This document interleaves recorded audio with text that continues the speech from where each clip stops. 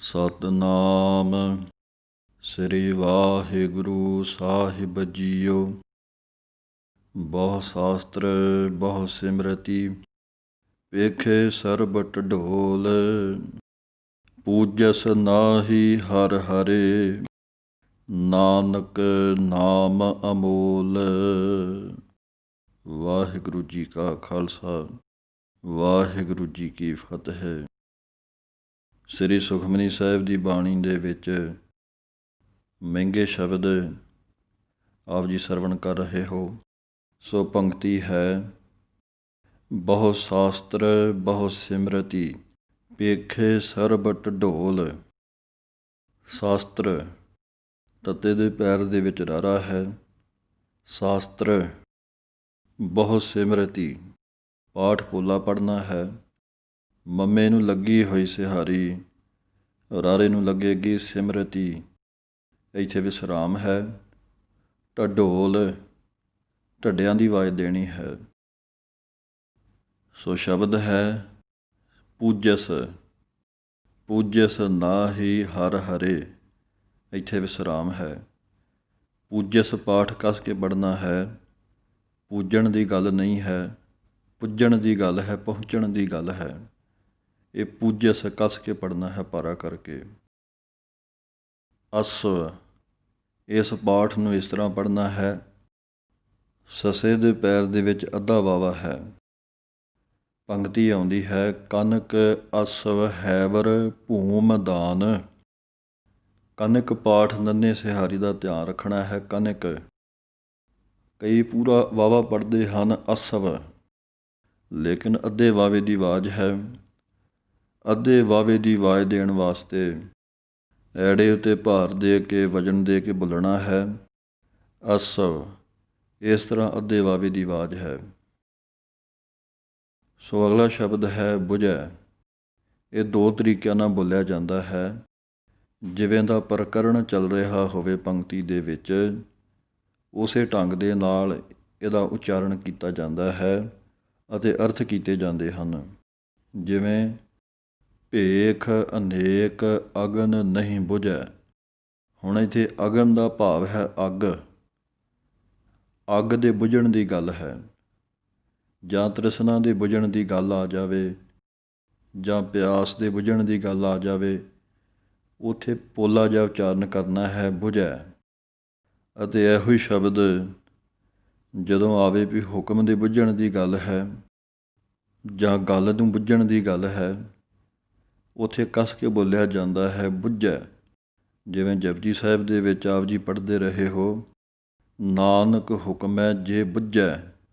ਉੱਥੇ ਕੱਸ ਕੇ ਹੈ, ਹੁਕਮ ਨੂੰ ਬੁੱਝਣ ਦੀ ਗੱਲ ਹੈ। ਸੋ ਇਸ ਕਰਕੇ ਧਿਆਨ ਰੱਖਣਾ ਹੈ। ਤ੍ਰਿਸ਼ਨਾ ਦੇ ਬੁਝਣ ਦੀ ਗੱਲ, ਅੱਗ ਦੇ ਬੁਝਣ ਦੀ ਗੱਲ, ਪਿਆਸ ਦੇ ਬੁਝਣ ਦੀ ਗੱਲ ਜਦੋਂ ਪੰਕਤੀ ਦੇ ਵਿੱਚ ਹੋਵੇ ਤਾਂ ਪੋਲਾ ਉਚਾਰਨ ਕਰਨਾ ਹੁੰਦਾ ਹੈ। ਸੋ ਅਗਲਾ ਪਾਠ ਹੈ ਭਯਾਲ। ਛੂਟਸ ਨਾਹੀ ਊਬ ਭਯਾਲ। ਊਬ ਪਾਠ ਵੀ ਧਿਆਨ ਰੱਖਣਾ ਹੈ। ਊੜੇ ਦਲੈਂਕੜਾ ਪੱਬਾ ਲੱਗਾ ਹੋਇਆ ਹੈ, ਊਬ। ਇਹਨੂੰ ਪਿਆਲ ਨਹੀਂ ਕਹਿ ਦੇਣਾ, ਪੱਪੇ ਨੂੰ ਸੰਬੰਧਕ ਕਰਕੇ ਬੋਲਣਾ ਹੈ ਭਯਾਲ। ਚਾਰ ਪਦਾਰਥ ਜੇ ਕੋ ਮਾਗੈ। ਇਸ ਪੰਕਤੀ ਬਾਰੇ ਵੀ ਪੁੱਛਿਆ ਗਿਆ ਸੀ ਕਿ ਬਿੰਦੀ ਲਾ ਸਕਦੇ ਹਾਂ, ਮੰਗੈ ਕਹਿ ਸਕਦੇ ਹਾਂ। ਸੋ ਇਸ ਕਰਕੇ ਮੰਗੈ ਬਿੰਦੀ ਲਾ ਕੇ ਵੀ ਸ਼ੁੱਧ ਹੈ, ਲੇਕਿਨ ਬਹੁਤ ਧਿਆਨ ਰੱਖਣਾ ਹੈ ਕਿ ਬਿੰਦੀ ਨਾ ਲੱਗੇ ਤਾਂ ਬਿਹਤਰ ਹੈ। ਸੋ ਇਸ ਕਰਕੇ ਮੁੱਖ ਪਾਠ ਬਿੰਦੀਆਂ ਤੋਂ ਬਿਨਾਂ ਹੀ ਪੜ੍ਹਨਾ ਚਾਹੀਦਾ ਹੈ। ਸੋ ਅਗਲਾ ਸ਼ਬਦ ਹੈ ਤੁਮਰੀ। ਮੰਮੇ ਦੇ ਪੈਰ ਦੇ ਵਿੱਚ ਹਲੰਤ ਹੈ, ਇੱਕ ਲੀਕ ਵੱਜੀ ਹੋਈ ਹੈ, ਇਹਨੂੰ ਹਲੰਤ ਆਂਦੇ ਹਨ। ਜਦੋਂ ਵੀ ਇਹ ਕਿਸੇ ਸ਼ਬਦ ਦੇ ਨਾਲ ਜੁੜਦੀ ਹੈ, ਅੱਖਰ ਦੇ ਥੱਲੇ ਲੱਗਦੀ ਹੈ, ਤਾਂ ਉਹ ਅੱਖਰ ਭਾਰਾ ਹੋ ਜਾਂਦਾ ਹੈ, ਉਹਨੂੰ ਕੱਸ ਕੇ ਬੋਲਣਾ ਹੁੰਦਾ ਹੈ। ਜਿਵੇਂ ਮੰਮੇ ਦੇ ਪੈਰ ਦੇ ਵਿੱਚ ਹਲੰਤ ਨਾ ਹੋਵੇ ਤਾਂ ਆਮ ਹੀ ਅਸੀਂ ਪਾਠ ਪੜ੍ਹਦੇ ਹਾਂ ਤੁਮਰੀ, ਪੋਲਾ ਜਿਹਾ। ਹੁਣ ਪੈਰ ਦੇ ਵਿੱਚ ਹਲੰਤ ਹੈ ਅਤੇ ਪਾਠ ਬਣਨਾ ਹੈ ਤੁਮਰੀ, ਥੋੜ੍ਹਾ ਕੱਸ ਕੇ ਬੋਲਿਆ ਜਾਵੇਗਾ। ਤੁਮਰੀ ਉਸਤਤ ਤੁਮ ਤੇ ਹੋਏ। ਸੋ ਇਸ ਤਰ੍ਹਾਂ ਇਹ ਪਾਠ ਦਾ ਧਿਆਨ ਰੱਖਣਾ ਹੈ। ਸੋ ਅੱਗੇ ਚੌਥੀ ਅਸ਼ਟਪਦੀ ਦੇ ਵਿੱਚ ਚੌਥੀ ਅਸ਼ਟਪਦੀ ਦਾ ਸ਼ਲੋਕ ਜਦੋਂ ਆਰੰਭ ਹੁੰਦਾ ਹੈ ਤਾਂ ਪੰਗਤੀ ਆਉਂਦੀ ਹੈ, ਨਿਰਗੁਣੀਆਰ ਇਆਨਿਆ ਸੋ ਪ੍ਰਭ ਸਦਾ ਸੰਭਾਲ। ਨਿਰਗੁਣੀਆਰ ਇਹ ਪਾਠ ਜਦੋਂ ਵੀ ਸੁਣੀਦਾ ਹੈ ਜ਼ਿਆਦਾ ਤਾਦਾਦ ਦੇ ਵਿੱਚ ਨਿਰਗੁਣਿਆਰ ਆਉਂਦੇ ਹਨ। ਨੰਨੇ ਨੂੰ ਬਿਹਾਰੀ ਹੈ, ਨਿਰਗੁਣੀਆਰ ਇਹ ਢੰਗ ਹੈ। ਸੋ ਅਗਲਾ ਪਾਠ ਹੈ ਰਮਈਆ। ਰਾਰੇ ਨੂੰ ਸੰਬੰਧਕ ਕਰਕੇ ਬੋਲਣਾ ਹੈ। ਪੰਗਤੀ ਹੈ, ਰਮਈਆ ਕੇ ਗੁਣ ਚੇਤ ਪ੍ਰਾਨੀ। ਅਗਲਾ ਪਾਠ ਹੈ ਸਮੱਗਰੀ। ਇਹਨੂੰ ਸਾਮਗਰੀ ਨਹੀਂ ਕਹਿ ਦੇਣਾ, ਮਮੇ ਉੱਤੇ ਅੱਧਕ ਲਗਾ ਕੇ ਪੜ੍ਹਨਾ ਹੈ। ਸਗਲ ਸਮੱਗਰੀ ਸੰਗ ਸਾਥ ਬਸਾ, ਸਮੱਗਰੀ ਪਾਠ ਹੈ। ਸੋ ਅਗਲਾ ਪਾਠ ਜੋ ਹੈ ਪੁੱਛਿਆ ਗਿਆ ਹੈ ਗਰਦਬ। ਇਹਨੂੰ ਗਰਧਬ ਨਹੀਂ ਕਹਿ ਦੇਣਾ, ਧੱਦਾ ਵਿੱਚ ਹੈ ਤਾਂ ਧਾ ਦੀ ਆਵਾਜ਼ ਆਉਣੀ ਹੈ। ਜਿਵੇਂ ਪੰਗਤੀ ਹੈ, ਗਰਦਬ ਪ੍ਰੀਤ ਭਸਮ ਸੰਗ ਹੋਏ। ਗਰਦਬ ਪਿੱਛੇ ਬੱਬਾ ਹੈ, ਬੱਬੇ ਦੀ ਆਵਾਜ਼ ਹੀ ਦੇਣੀ ਹੈ, ਗਰਦਬ। ਅਗਲਾ ਪਾਠ ਜੋ ਹੈ ਕਰੁਣਾ ਮੈਂ ਜੋ ਪਾਠ ਹੈ ਸੰਬੰਧਕ ਕਰਕੇ ਬੋਲਣਾ ਹੈ। ਜਿਵੇਂ ਪੰਗਤੀ ਹੈ, ਚੌਥੀ ਅਸ਼ਟਪਦੀ ਦੀ ਪੰਗਤੀ ਹੈ, ਕਰਤਾਰ ਕਰੁਣਾ ਮੈਂ ਦੀਨ ਬੇਨਤੀ ਕਰੈ। ਰਾਰੇ ਥੱਲੇ ਔਂਕੜ ਦਾ ਧਿਆਨ ਰੱਖਦਿਆਂ ਹੋਇਆਂ ਕਰੁਣਾ ਮੈਂ ਨਾਲ ਹੀ ਪੜ੍ਹ ਦੇਣਾ ਹੈ। ਕਰੁਣਾ ਮੈਂ ਇੱਥੇ ਵਿਸਰਾਮ ਹੈ, ਮੈਂ ਵੱਖਰਾ ਨਹੀਂ ਕਰ ਦੇਣਾ, ਇਹ ਧਿਆਨ ਰੱਖਣਾ ਹੈ। ਅਗਲਾ ਪਾਠ ਹੈ ਬਲੂਆ। ਇਹਨੂੰ ਬਲੂਆ ਨਹੀਂ ਕਹਿ ਦੇਣਾ, ਬਲੂਆ ਪੋਲਾ ਜਿਹਾ ਪਾਠ ਪੜ੍ਹਨਾ ਹੈ। ਬਲੂਆ ਕੇ ਗ੍ਰਹਿ ਭੀਤਰ ਬਸੈ ਇਹ ਢੰਗ ਹੈ। ਸੋ ਇੱਕ ਵਿਸ਼ੇਸ਼ ਹੋਰ ਪੰਕਤੀ ਦਾ ਧਿਆਨ ਰੱਖਣਾ ਹੈ। ਜੋ ਅਸੀਂ ਆਮ ਹੀ ਜਦੋਂ ਗੁਰਦੁਆਰਾ ਸਾਹਿਬ ਅਰਦਾਸ ਹੁੰਦੀ ਹੈ ਤਾਂ ਬਹੁਤਾਤ ਗਿਣਤੀ ਵਿੱਚ ਸੰਗਤਾਂ ਇਸ ਪੰਕਤੀ ਨੂੰ ਗਲਤ ਪੜ੍ਹਦੀਆਂ ਹਨ। ਪਾਠ ਹੈ ਤੂੰ ਠਾਕੁਰ ਤੁਮ ਪਹਿ ਅਰਦਾਸ। ਪਹਿਲਾ ਧਿਆਨ ਰੱਖਣਾ ਹੈ ਕਿ ਤੱਤੇ ਉੱਤੇ ਟਿੱਪੀ ਨਹੀਂ ਹੈ, ਸਿਰਫ ਦਲੈਂਕੜਾਂ ਹਨ ਤੂੰ, ਅਤੇ ਕੋਲੋਂ ਟਿੱਪੀ ਲਾ ਨਹੀਂ ਦੇਣੀ ਅਤੇ ਜਾਂ ਬੋਲਣ ਲੱਗਿਆ ਨਹੀਂ ਲਾਉਣੀ, ਇਹ ਧਿਆਨ ਰਵੇ। ਤੂੰ ਠਾਕੁਰ ਤੁਮ ਪਹਿ ਅਰਦਾਸ। ਕਈ ਆਮ ਹੀ ਪੜ੍ਹਦੇ ਹਨ ਤੂੰ ਠਾਕੁਰ ਤੁਮ ਪੈ, ਪੱਪੇ ਦਲਾਈਆਂ ਪੜ੍ਹ ਦਿੰਦੇ ਹਨ। ਤੂੰ ਠਾਕੁਰ ਤੁਮ ਪਹਿ ਅਰਦਾਸ ਇਹ ਸੁਧ ਹੈ। ਸੋ ਅੱਗੇ ਪੰਜਵੀਂ ਅਸ਼ਟਪਦੀ ਦੇ ਵਿੱਚ ਪਾਠ ਹੈ ਅਗਣਤ।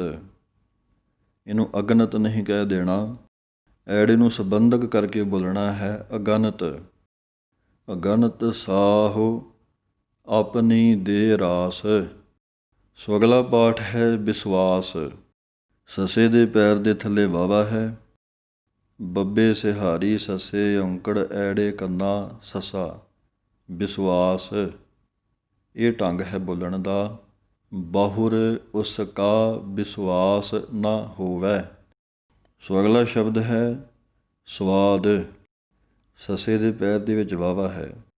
ਮਿਥਿਆ ਰਸਨਾ ਭੋਜਨ ਅਨ ਸਵਾਦ। ਇਹਨੂੰ ਪੂਰਾ ਵਾਵਾ ਨਹੀਂ ਬੋਲਣਾ। ਸੱਸੇ ਔਂਕੜ ਐੜੇ ਕੰਨਾ ਦੱਦਾ ਸਵਾਦ। ਸੋ ਇਹ ਢੰਗ ਹੈ। ਮਿਥਿਆ ਪਾਠ ਬਹੁਤਾ ਪੋਲਾ ਜਿਹਾ ਵੀ ਨਹੀਂ ਪੜ੍ਹ ਦੇਣਾ ਅਤੇ ਨਾ ਬਹੁਤਾ ਜ਼ੋਰ ਦੇ ਕੇ ਪੜ੍ਹਨਾ ਹੈ। ਮਿਥਿਆ ਇਹ ਢੰਗ ਹੈ। ਰਹਿਤ ਅਵਰ ਕਛ ਅਵਰ ਕਮਾਵਤ।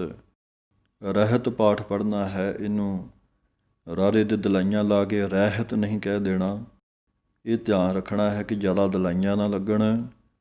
ਰਹਿਤ ਅਤੇ ਨਾ ਹੀ ਰਾਹਤ ਪੜ੍ਹਨਾ ਹੈ। ਥੋੜ੍ਹਾ ਜਿਹਾ ਇਸ਼ਾਰੇ ਮਾਤਰ ਦਲਾਈਆਂ ਦੀ ਆਵਾਜ਼ ਨਿਕਲਦੀ ਹੈ। ਰਹਿਤ ਅਵਰ ਕਛ ਅਵਰ ਕਮਾਵਤ। ਸੋ ਇਸ ਢੰਗ ਦੇ ਨਾਲ ਆਪ ਜੀ ਨੇ ਪਾਠ ਸਰਵਣ ਕੀਤਾ ਹੈ। ਬਾਕੀ ਦੇ ਜੋ ਉਚਾਰਨ ਹਨ ਸੋ ਅਗਲੀਆਂ ਵੀਡੀਓ ਦੇ ਵਿੱਚ ਆਪ ਜੀ ਸਰਵਣ ਕਰੋਗੇ। ਜਿੱਥੇ ਆਪ ਸਮਝਣਾ ਹੈ, ਹੋਰ ਸੰਗਤਾਂ ਤੱਕ ਵੀ ਇਹ ਪਾਠ ਸਾਂਝਾ ਕਰਨਾ ਹੈ ਤਾਂ ਜੋ ਹੋਰ ਸੰਗਤਾਂ ਵੀ ਲਾਹਾ ਲੈ ਸਕਣ ਅਤੇ ਗੁਰੂ ਸਾਹਿਬ ਦੀਆਂ ਖੁਸ਼ੀਆਂ ਪ੍ਰਾਪਤ ਕਰ ਸਕਣ। ਵਾਹਿਗੁਰੂ ਜੀ ਕਾ ਖਾਲਸਾ, ਵਾਹਿਗੁਰੂ ਜੀ ਕੀ ਫਤਿਹ।